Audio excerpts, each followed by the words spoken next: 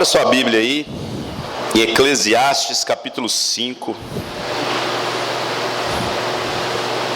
Quem trouxe Bíblia, né?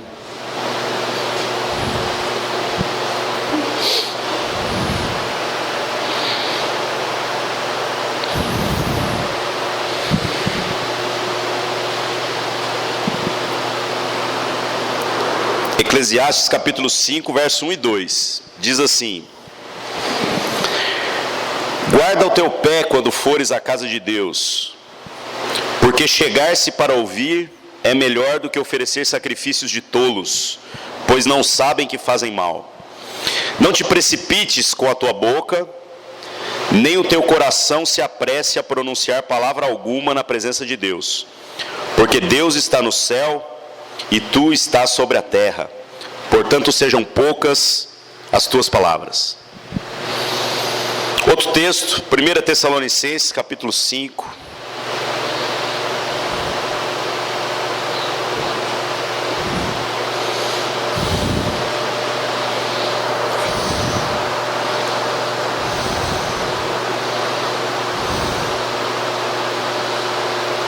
Primeira Tessalonicenses, verso 5, a partir do verso 15.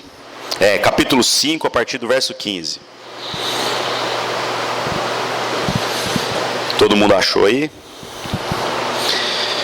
Diz assim: vede que ninguém dê a outrem mal por mal, mas segui sempre o bem, uns para com os outros e para com todos. Regozijai-vos sempre, orai sem cessar, em tudo dai graças, porque esta é a vontade de Deus em Cristo Jesus para convosco. Outro texto, Salmo capítulo 1.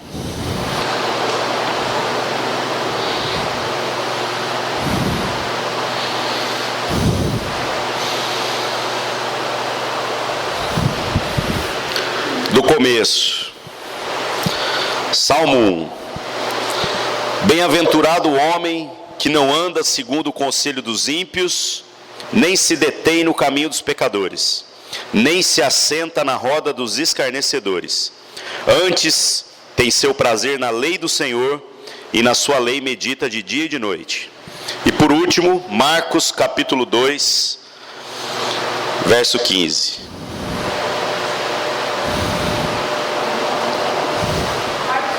Marcos 2.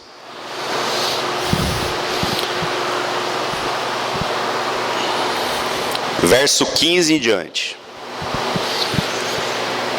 Diz: ora, estando Jesus à mesa em casa de Levi, estavam também ali reclinados com ele e seus discípulos muitos publicanos e pecadores, pois eram em grande número e o seguiam.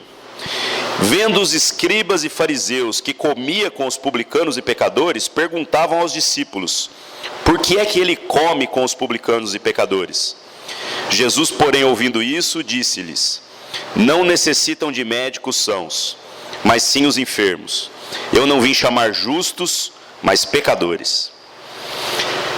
O que é interessante desses 4 textos que a gente leu? O como às vezes nós percebemos que a nossa maneira de tentar viver uma espiritualidade coerente nos dias em que a gente caminha, infelizmente patina na falta de compreensão, às vezes, entre aquilo que a Escritura falava no Antigo Testamento e aquilo que agora Cristo traz para nós no Novo Testamento. Quando você vê, por exemplo, a lei, e no Novo Testamento, às vezes você ouve a expressão a lei de Deus. E a gente às vezes fica tentando associar essa lei de Deus àquele conjunto de mandamentos que a própria Escritura diz que não é capaz de salvar ninguém. Que ela vem, na verdade, para revelar o pecado e não para revelar a salvação. A salvação está em Cristo Jesus e na sua obra redentora, no sacrifício que Ele faz, dando a sua vida em favor de cada um de nós. Mas ainda assim tem gente que confunde isso. E às vezes nós confundimos isso de maneira imperceptível. A gente bagunça alguns conceitos. A gente pega o texto de Tessalonicenses que diz que é para a gente orar sem cessar, e a gente começa a achar então que pelas muitas palavras, pelo muito frequentar culto, pelo muito fazer coisas, Deus vai nos ouvir. O próprio Cristo, quando nos ensina como se convém orar, ele ensina aquela oração que se tornou famosa por a oração do Pai Nosso, né? E essa oração, que é para se tornar um modelo, ela é seguida de instruções muito claras. Instruções que diziam que nós não deveríamos ficar repetindo coisas, que nós não deveríamos achar que pelo nosso muito falar Deus iria nos ouvir, mas que a gente deveria seguir aquele modelo para que as nossas orações tivessem a consistência daquela oração. E aquela oração dói na gente, porque primeiro o Pai já começa sendo mais nosso do que meu. Eu que estou me colocando diante de Deus, já começo invocando um Deus que não é meu, é nosso. Quer dizer, se eu tinha uma peleja agora, de acordo contra o meu irmão, sei lá, meu irmão está brigado comigo, ele me roubou, ele me deve dinheiro, ele está falando mal de mim e ele está errado. Todo mundo concorda que ele está errado. Na hora que eu vou orar diante de Deus, seguindo o modelo da oração de Jesus, eu já começo, Pai Nosso. Eu já estou dizendo que o mesmo Pai que é meu é do cara que eu estou querendo falar mal para Deus. Então será que há uma consciência em cada um de nós de que é preciso haver um equilíbrio entre o que esse texto que diz orai sem cessar está dizendo, com aquilo que o texto lá de Eclesiastes está apontando para nós? De que nós precisamos entender que diante de Deus as nossas palavras deveriam ser poucas. Eu fiquei deslumbrado sobre esse assunto quando eu descobri um pouco sobre a maneira de viver das igrejas ortodoxas e da igreja copta, que é uma dissidência da igreja egípcia, né? É a igreja egípcia, mas uma dissidência logo ali no 3º ou 4º concílio ecumênico das igrejas. Eles não concordaram com algumas coisas que as igrejas ocidentais colocaram como primordiais na fé e deram linha. E aí eu vi um documentário sobre isso na televisão e eu fiquei surpreso com a maneira pela qual aqueles homens oravam, porque é muito diferente daquilo que a gente faz. Eu não estou dizendo que o que eles fazem é um padrão, mas com certeza bagunça um pouco o nosso conceito de oração, porque eles estão lá fazendo isso há pelo menos 1.600 anos, desde que eles saíram da única igreja que havia, né? Que ainda não era católica, apostólica, romana, porque ainda não havia esse título. E sabe como que eles oram? No vídeo eu vi um cara sentado na janela de uma catedral bem alto, muito parecido com aquele cara que no livro de Atos diz que dormiu no meio da pregação de Paulo, caiu e morreu, né? E aí Paulo vai lá e ressuscita ele. Mas ele sentado na janela, com a Bíblia aberta, e a mesma Bíblia que a gente tem, ele lia um pedaço de qualquer trecho da Bíblia, e aí ele lia 1 ou 2 versículos que faziam um sentido completo, e aí de repente ele fechava os olhos, e aí ele começava a orar em cima daquilo, e ele dizia assim: o que o Senhor quer falar comigo em cima disso? Seria como se a gente pegasse o Salmo 1 aqui, que diz: bem-aventurados aqueles que não se assentam na roda dos escarnecedores, nem se detêm no caminho dos pecadores, lá. E aí você de repente começasse a pegar esse texto, mastigar e começasse a pensar: Deus, o que o Senhor está querendo falar comigo? O que o Senhor está querendo dizer com isso? O que é sentar na roda dos escarnecedores, Senhor? E de repente eu passo a perceber que esse posicionamento desses cristãos lá que são do Oriente, às vezes se parece muito mais coerente com aquilo que a Escritura mostra num panorama maior, do que aquilo que a nossa religiosidade do muito falar tem ensinado. Da gente se colocar diante de Deus cheio de petições, e não que a gente não possa pedir, mas como a gente envenena o nosso coração, achando que pelo muito falar Deus vai nos ouvir. Pois esses cristãos lá oram diferente. Ele abre a Bíblia e aí ele fica: Senhor, o Senhor disse que eu não devo me assentar na roda dos escarnecedores. O que isso significa, Senhor? E aí ele vai meditando, e ele vai meditando, e ele pula umas folhas, e de repente ele cai lá em Marcos capítulo 2, verso 15, onde Jesus está sentado com publicanos e pecadores, e aí ele entra em confronto.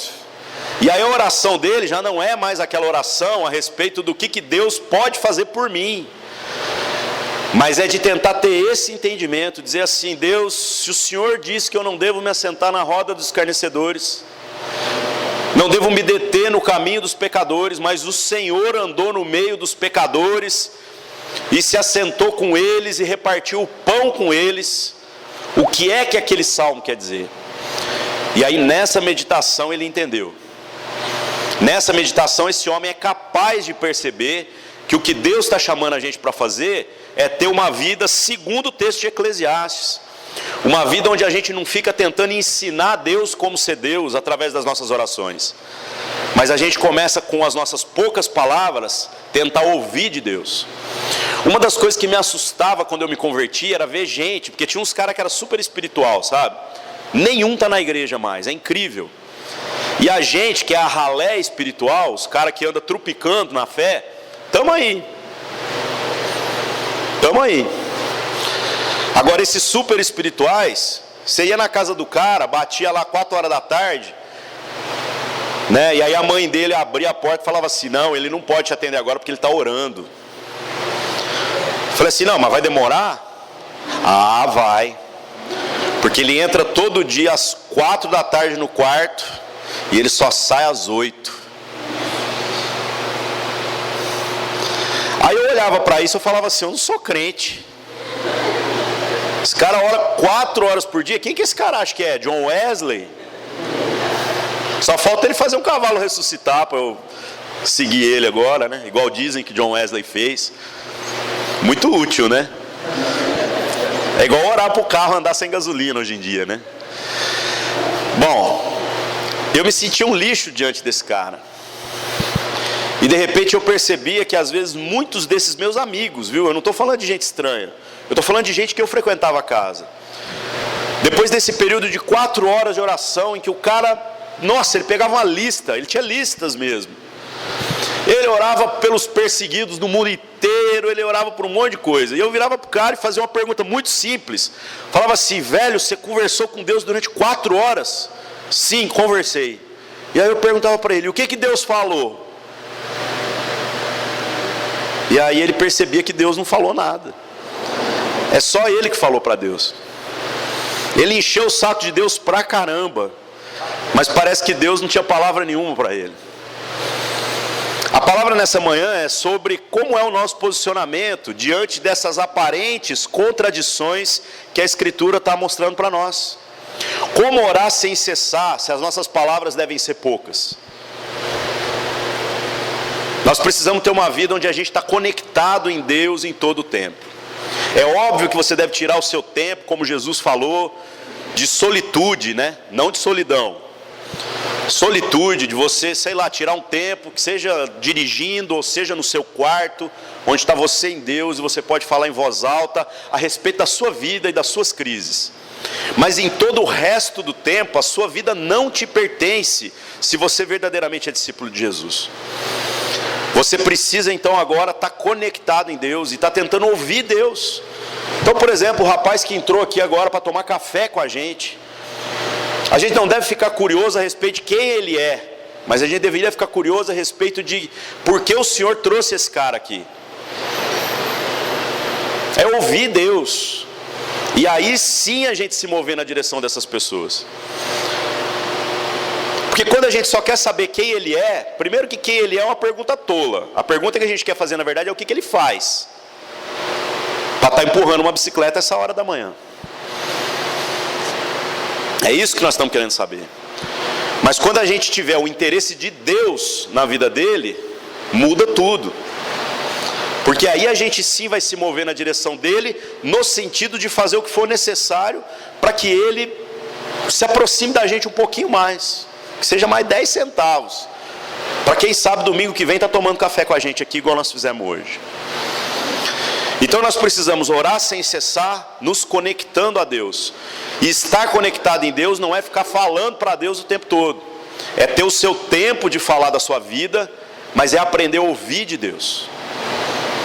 É aprender no meio do seu trabalho, no meio da angústia, no meio da pressão do dia a dia, no meio das brigas familiares, quando teu carro quebra, quando tudo dá errado, você respirar fundo, dar graças a Deus e falar: Senhor, o que o Senhor está querendo falar comigo?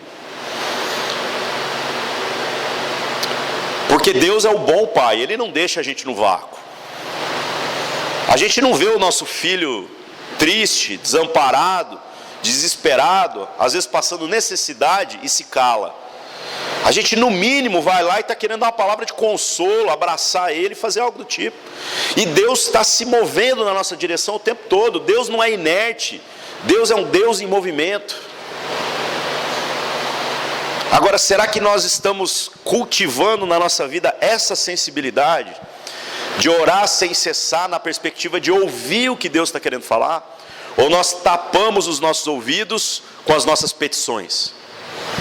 Nós tentamos falar mais alto do que Deus, de modo que a voz de Deus parece que fica inaudível diante dos nossos clamores absurdos. Gente, eu orava para Deus me dar uma mobilete, gente. Agora nós queremos comprar umas mobiletes para fazer zoeira, né? Mas na época eu orava para Deus me dar uma mobilete. E eu orava fervorosamente, eu punha meu joelho no chão e falava assim: mas Deus, todo mundo vai de bicicleta, de moto, de carro para o culto, e eu vou a pé, porque às vezes eu não tinha dinheiro nem para o ônibus.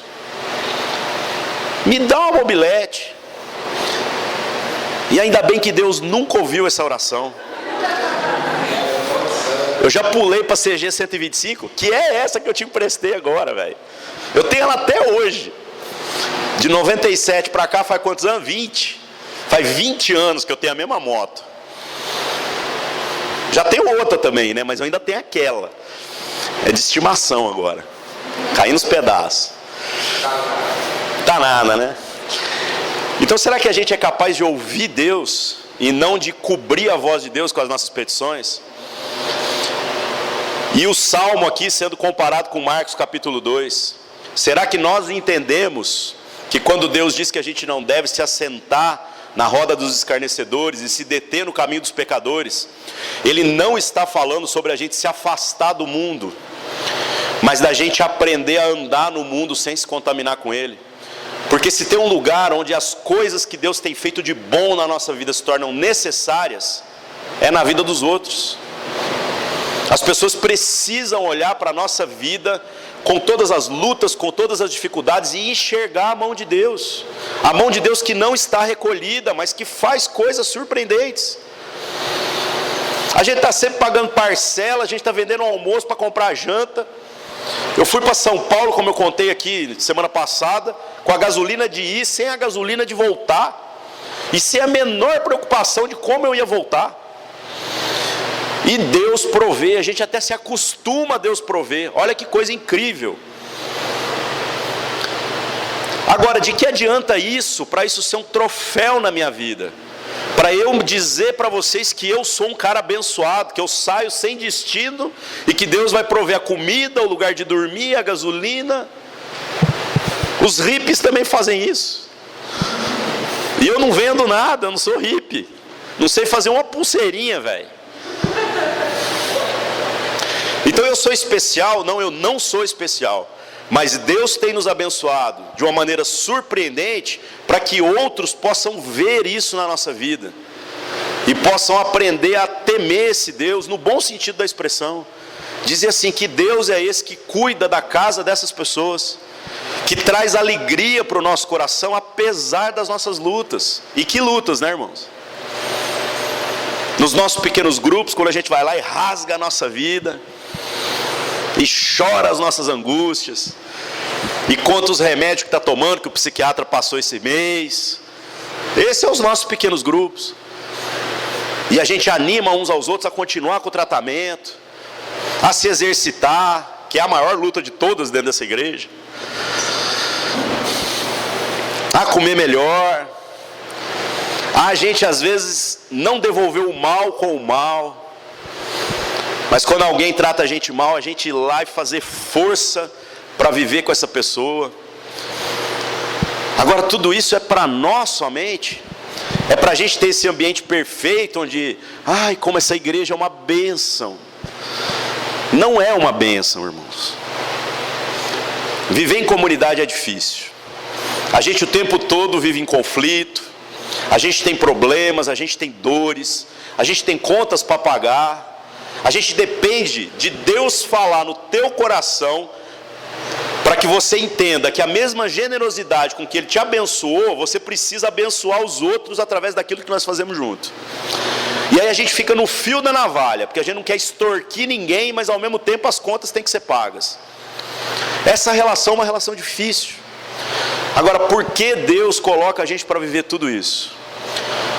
Para que a gente possa andar no meio dos pecadores, no meio daqueles que escarnecem de Deus, e não se contaminar com o pecado deles.